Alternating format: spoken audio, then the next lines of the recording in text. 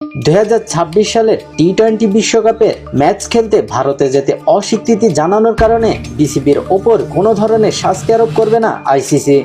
এই সিদ্ধান্তের ফলে বিশ্বকাপ থেকে বাংলাদেশের বাদ পড়া নিয়ে যে জটিলতা তৈরি হয়েছিল তা নিরসনের পথে বড় অগ্রগতি হিসেবে দেখা হচ্ছে।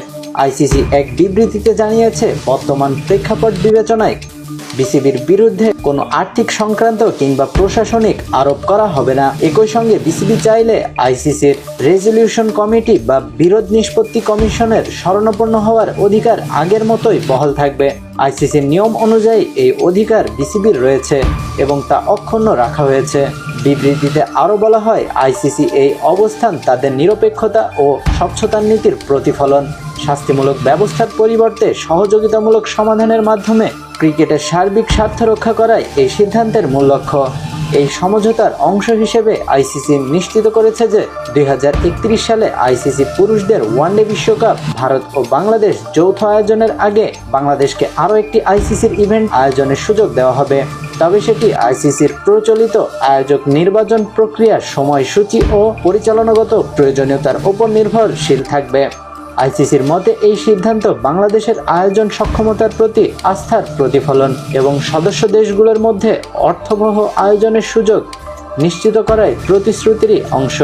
আইসিসি আরও জানিয়েছে, আইসিসি, পিসিবি ও বিসিবি অন্যান্য সদস্য দেশের সঙ্গে খেলার সর্বোত্তম স্বার্থে ধারাবাহিক সংলাপ গঠনমূলক সম্পর্ক বজায় রাখতে প্রতিশ্রুতিবদ্ধ। এই সমঝোতার মূল উদ্দেশ্য ক্রিকেটের সততা রক্ষা করা এবং বৈশ্বিক ক্রিকেট পরিবারের ঐক্য অটুট রাখা। উল্লেখ্য, বাংলাদেশ সরকার ভারতে গিয়ে খেলার অনুমতি না দেওয়ায় চলমান টি-20 বিশ্বকাপে বাংলাদেশের জায়গায় সুযোগ পায় স্কটল্যান্ড। বিসিবি ম্যাচগুলো শ্রীলঙ্কায় সরিয়ে নেওয়ার প্রস্তাব দিলেও আইসিসি বোর্ডে তা গৃহীত হয়নি। এর পরিবর্তে অন্য দলকে অন্তর্ভুক্ত করার সিদ্ধান্ত নেওয়া হয়। এই পরিস্থিতির পেছনে ভারত ও বাংলাদেশের রাজনৈতিক সম্পর্কের অবনতি বড় ভূমিকা রাখে। একই সময়ে অনির্দিষ্ট কারণে আইপিএল থেকে বাংলাদেশের বোলার মোস্তাফিজুর রহমানকে বাদ দেওয়ায় বিতর্ক জন্ম দেয়।